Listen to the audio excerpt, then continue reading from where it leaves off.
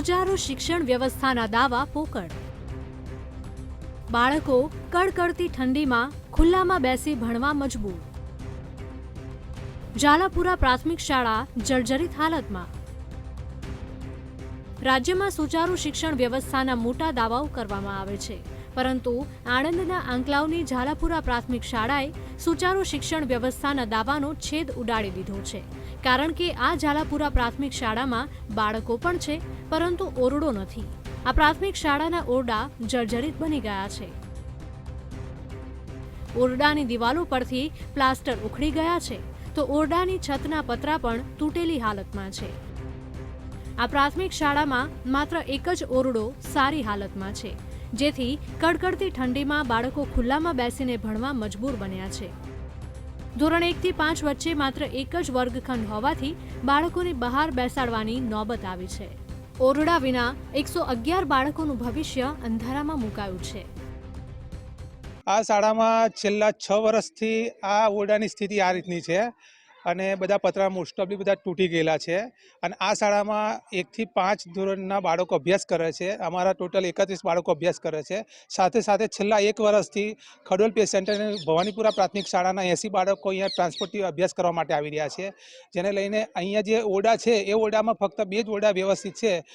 એટલે એમાં એક જ પાકો ઓરડો છે અને બીજા ઓરડામાં તો શું કહેવાય, વરસાદમાં મુશ્કેલી પડે છે, તડકોમાં બાળકોને ખરેખર બેસવાની ખૂબ જ અગવડ પડે છે. 2019માં આ ઓરડાને ડેમેજમાં મંજૂરી આપેલી જિલ્લા પંચાયતે, પણ ત્યારબાદ નવા ઓરડા મંજૂર થયેલ ન હોવાથી આ ઓરડા અમે ઉતારેલ નથી. અમારા બંને ઓરડા જર્જરિત હતા, તો નવા ઓરડા મંજૂર બી થયા હતા અને કામ પણ ચાલુ થઈ ગયું હતું.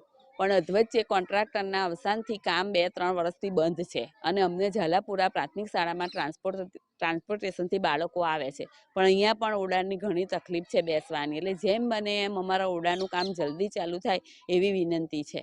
ગામના સ્થાનિકો અને શિક્ષકોનો આક્ષેપ છે કે શાળામાં ઓરડાનો અભાવ અને સમારકામ માટે અનેકવાર તંત્રને રજૂઆત કરવામાં આવી છે, પરંતુ આ સમસ્યાનો કોઈ ઉકેલ લવાયો નથી. ગામની પ્રાથમિક શાળા જર્જરિત હોવાથી વાલીઓ પોતાના બાળકોને ખાનગી શાળામાં અભ્યાસ કરાવવા મજબૂર બન્યા છે.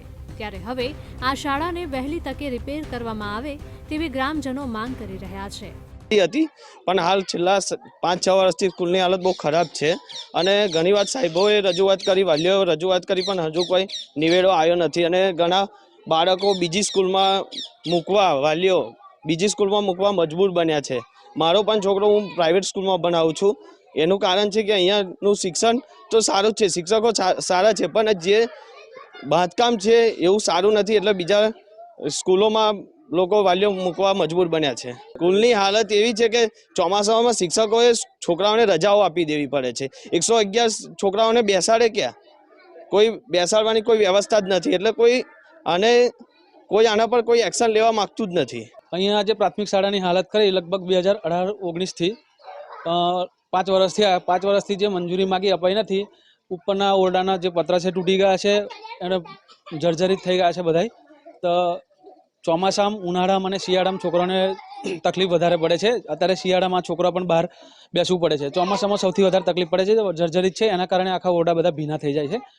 અને જે મંજૂરી મળી હતી તે છતાં હજુ પેલે કર્યું નહીં. ભંડોળના ખર્ચો ઓછો પડ્યો હતો, તે પતરા નાખ્યા નહીં. આવી તો રાજ્યમાં અનેક શાળાઓ છે જે જર્જરિત હોવાથી બાળકોને હાલાકી ભોગવવી પડે છે. ત્યારે આવી જર્જરિત શાળાઓનું વહેલી તકે સમારકામ કરી વિદ્યાર્થીઓને પૂરતી સુવિધા મળી રહે તે જરૂરી છે. Ghanshyam Patel, VTV news, Anand.